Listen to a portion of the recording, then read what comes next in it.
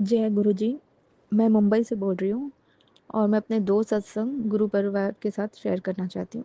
पहले मैं मंत्र जाप से ये सत्संग शुरू करती हूँ। ओम नमः शिवाय, शिव जी सदा सहाय। ओम नमः शिवाय, गुरु जी सदा सहाय। संगत जी, मेरा पासपोर्ट का रिन्यूअल था, मतलब रिन्यू कराना था पासपोर्ट, जो एक्सपायर हो गया था।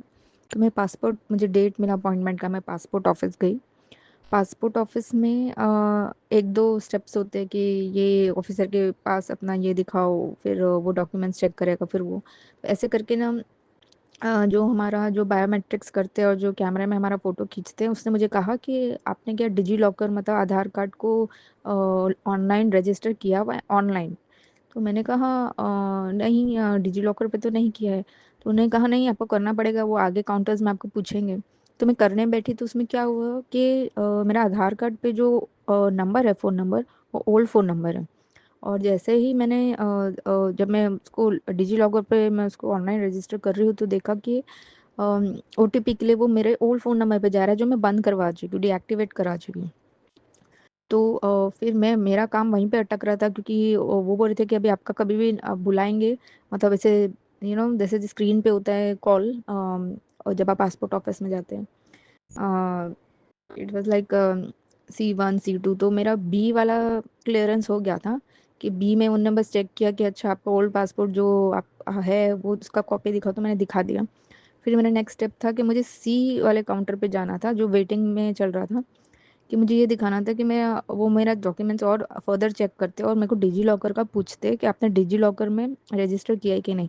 अब मेरा नहीं हो पा रहा था, क्योंकि मैंने कहा कि जैसे मेरा ओल्ड नंबर पे ओटीपी नहीं हो रहा था, और वो नंबर बंद हो चुका है, तो ओटीपी वहाँ जा रहा था, तो मैं कुछ फर्दर कुछ कर ही नहीं पा रही थी। और मैं पूरे टाइम टेंशन में बैठी थी कि अरे, अब मैंने उनको पूछा भी था कि मैम मेरा डिजी लॉकर में तो नहीं हो पा रहा है, क्योंकि ओटीपी ओल्ड नंबर पे जा रहा है।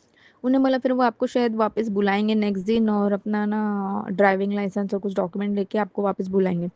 तो मैं बैठी थी कि मैं क्या करूँ। उसने बोला नहीं होगा तो उनको बोल देना कि मेरा ओल्ड ओटीपी दूसरे नंबर पे जा रहा है।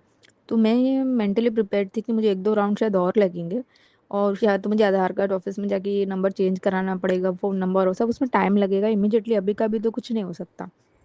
तो मैं लाइक मैं गई, मैं बैठी हुई थी लाइन में। सडनली वो जो ऑफिस स्टाफ है, मतलब जो पासपोर्ट ऑफिस का, उसमें से अंदर से एक रूम में से कोई निकल कर आया और हम लोगों को कहा कि आप लोग ना सब घर जाइए, क्योंकि ना जो स्क्रीन है जिस पे कॉल आउट होते हैं, जैसे टोकन नंबर वाइज, वो स्क्रीन पे वो number wise token number call out होते हैं, वो स्क्रीन उनका हैंग हो गया, तो वो आगे कुछ प्रोसीड नहीं कर पा रहे थे। तो वो मतलब 6 बज गए थे, मतलब 1.5 आवर का मेरा वेटिंग चल रहा था वो, और सब लोग देख रहे थे कि वो आईटी वालों को बुला रहे हैं सिस्टम ठीक करने के लिए, अपने कंप्यूटर्स ठीक करने के लिए, कुछ हो नहीं पा रहा था। तो ऑलमोस्ट 6 बजे आके उन्होंने बोला कि आप लोग सब घर जाइए, हम लोग आपको बुलाएंगे, अभी आप जाइए। तो मतलब आई थिंक ये फर्स्ट टाइम ऐसा कुछ मैंने गवर्नमेंट ऑफिस में कुछ कोई भी काम से रिलेटेड देखा, या पासपोर्ट से रिलेटेड, कि उनका सिस्टम सडनली हैंग हो गया। तो मुझे उस टाइम लगा थैंक गॉड गुरुजी, क्योंकि अगर मेरा अभी नंबर आता, ये बोलते कि अब तक आपका तो डिजी लॉकर में रजिस्टर्ड ही नहीं है, तो अब आप वापस आइए। मतलब उस दिन तो मुझे लगा मेरे को टाइम मिल गया कि शायद मैं आधार कार्ड ऑफिस के पास जाऊं, इससे पहले ये लोग कॉल करके मुझे कभी किसी दिन बुलाएं, तो मैं आधार कार्ड ऑफिस में जाऊं, अपना प्रोसेस करूं और डिजी लॉकर में लॉग इन करके ये करूं, ओटीपी जनरेट करके लॉग इन करूं। तो ये सब तो मैं सोच ही रही थी, और फिर मैं दूसरे काम में कुछ बिजी हो गई, मैं आधार कार्ड ऑफिस में नहीं जा पाई। मैंने सोचा गुरुजी अब देख लेना, जो भी ऐसे मन में सोचा हुआ था, और ये भी सोच रही थी कि थोड़े दिन के बाद आधार कार्ड ऑफिस में जाऊंगी, क्योंकि उस टाइम तो मैं बच गई कि उन्होंने बोला आप लोग घर जाइए, मतलब मैं वो स्टेप से तो बच गई कि मेरा स्क्रीनिंग होता, मेरा डॉक्यूमेंट चेक होता है, ये डिजी लॉकर में आपका रजिस्टर्ड है कि नहीं, ये वो, और 1-2 बार मुझे वापस बुलाते हूँ। फिर 2 दिन के बाद मेरे पास घर पे जैसे वो आते हैं कि पुलिस वेरिफिकेशन के लिए, वो मेरे पास आए एकदम से अनएक्सपेक्टेड। तो मैं, उन्होंने बोला कि अच्छा आपका ये डॉक्यूमेंट लेकर आना, और आप पासपोर्ट ऑफिस में, सॉरी, पुलिस वेरिफिकेशन के नियरेस्ट पुलिस ऑफिस में, स्टेशन पे आना। तो मैं गई, मतलब हमारा पवई आता है मुंबई में, अंधेरी पवई में। तो मैं, मतलब मैं, मुझे ये समझ में नहीं आया कि गुरुजी ने मुझे बचा लिया, कि मुझे वो स्टेप के लिए वापस पासपोर्ट ऑफिस नहीं जाना पड़ा, कि मुझे डिजी लॉकर वाला वापस वो करूँ। सीधा वेरिफिकेशन के लिए पुलिस आ गई, पुलिस आके बोल के गई कि आप 2 दिन के बाद अपना पवई पुलिस स्टेशन में आओ। पवई पुलिस स्टेशन में गई, अब ये सुनिएगा संगत जी, पवई पुलिस स्टेशन में गई। वहाँ पे अब ऐसा है हमारे इधर ना, जो हमारा घर है वो नानी के नाम पे रजिस्टर्ड है, और वो नानी की डेथ हो गई है, वो ट्रांसफर्ड है मम्मी के नाम पे, वो भी लाइक पूरे अच्छी तरह ट्रांसफर नहीं हुआ है। पावर ऑफ अथॉरिटी ऐसे कुछ करके ट्रांसफर हुआ है पूरा, सिस्टमेटिकली अभी ट्रांसफर होना बाकी है, वही हमारा चल रहा है। तो तो जब मम्मी को अपना पासपोर्ट रिन्यूअल कराना था, उनके नाम का तो एनओसी एक इशू किया था हमारे सोसाइटी ने। अब मेरा, क्योंकि मेरा एकदम से ये सब हो रहा है और मैं प्रिपेयर्ड भी नहीं थी कि मैं कुछ अपने सोसाइटी में जाके बोलूँ कि मुझे एनओसी इशू कीजिए, क्योंकि ये नानी के नाम पर है, फिर मम्मी का ट्रांसफ़र हो गया ये सब।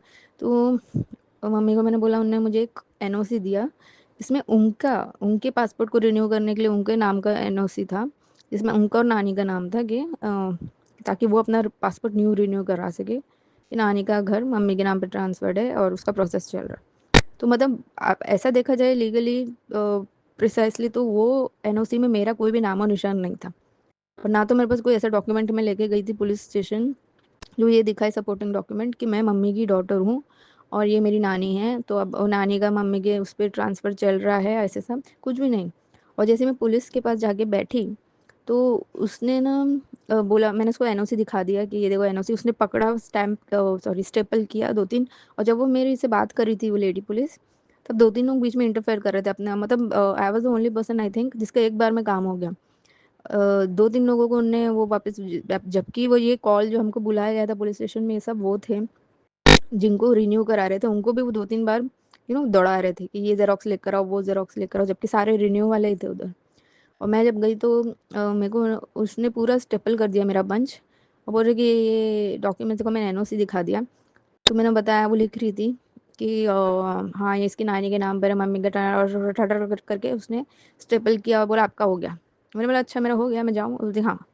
और उसी ड्यूरेशन में जब मैं अपने अपने एक एक करके डॉक्यूमेंट्स उसको दे रही थी, आधार कार्ड का जेरोक्स, एनओसी का, तो कोई ना कोई तो बीच में आया ही जा रहा था, मैम ये मेरा डॉक्यूमेंट ठीक है, मैम मेरा वो, ऐसे जिनको उनने दो तीन बार बुलाया था। तो मतलब गुरुजी ने कुछ ऐसा सिचुएशन क्रिएट की कि उनने मेरा प्रॉपरली डॉक्यूमेंट्स देखे भी नहीं कि मैंने क्या क्या सबमिट किया है, एनओसी में पे मेरे नाम पे भी उसमें मेंशन है कि नहीं। उन्हें स्टेप, क्योंकि मैंने बोला जैसे मेरे पास ये भी कोई प्रूफ नहीं था कि मेरी मम्मी का नाम और मेरा क्या रिलेशन है। नानी का तो छोड़ो कि मेरी और मम्मी का क्या रिलेशन, ऐसे भी कोई डॉक्यूमेंट में कैरी नहीं करी थी। तो और ये जिस दिन, मतलब मेरा 26 जून को मैंने विजिट किया था पुलिस स्टेशन, और 28 जून को, मतलब एक दिन छोड़ के मेरा पूरा कुरियर होके ये आ भी गया सच, पासपोर्ट मेरे हाथ में। मतलब जैसे मैंने आपको बोला कि मेरा जैसे वो स्टेप कि डिजी लॉकर में रजिस्टर्ड नहीं है, फिर भी उनने बोला घर जाओ, मैं वहाँ उस स्टेप से बच गई। यहाँ पे एनओसी में मेरा नाम नहीं है, उनने स्टेपल किया और बीच में लोग कुछ इंटरफेयर कर, उसने बोला आपका हो गया, आप जाओ ऐसे। तो और मैंने सोचा था अगर मेरा ये सब क्लियर हो गया, उनने मुझे वापस नहीं ऐसा कुछ मैसेज भिजवाया या कम्युनिकेट किया कि भाई आपका एनओसी में नाम नहीं, आप वापस आओ और कुछ ये सबमिट करो, वो सबमिट करो, तो मैं तो सत्संग शेयर करूँगी अपना कि गुरुजी ने मुझे कैसे कैसे स्टेप से बचाया है। तो शुक्राना गुरुजी, बहुत बहुत अनंतम शुक्राना कि आपने मेरे को ऐसे, मतलब डॉक्यूमेंटेशन के, पासपोर्ट डॉक्यूमेंटेशन के स्टेप्स से बचाया है। जबकि वो रिन्यूअल में भी वो ये सब स्टेप्स एकदम अच्छी तरह देख देख के कर रहे थे, लेकिन मेरे केस में उन्हें ये सब इग्नोर किया, फटाफट फटाफट करके मेरा इश्यू हो गया, और जिस दिन पुलिस स्टेशन गई उसके परसों के दिन मेरे को पासपोर्ट हाथ में आ गया। तो अनंतम अनंतम शुक्राना गुरुजी। मेरा दूसरा सत्संग ये है कि हमारे घर में एक मेड है जो बहुत ही, मतलब थोड़ी चालाक टाइप की है, जो उसे थोड़े कुछ होते हैं ना, जो पंचायत करते हैं लोग कि घर की स्टोरीज जानने में ज़्यादा इंटरेस्ट है और सब। तो वो बार बार, मेरी मम्मी दिल्ली गई हुई थी तो वो मेरे को पूछती थी, मम्मी फ़ोन नहीं करती देखो, मम्मी फ़ोन नहीं करती देखो, मतलब लाइक ऐसे कुछ चेक रखता है ना कि इनके घर में क्या चल रहा है, कोई इनका फैमिली मेम्बर्स का एक दूसरे से कम्युनिकेशन कैसा है, एक दूसरे से बात करते हैं कि नहीं, इनका कोई सीन है कि नहीं फैमिली का। तो वो उस पर नज़र रखी हुई थी। तो मुझे उससे वाइब्स अच्छे नहीं मिलते थे। तो मैंने एक बार किसी गुरुजी से कहा, गुरुजी मुझे ये बाई तो बिल्कुल वैसा नहीं है, काम से काम रखती नहीं है, पंचायत ज़्यादा करती है, छुट्टी लेती है तो इन्फॉर्म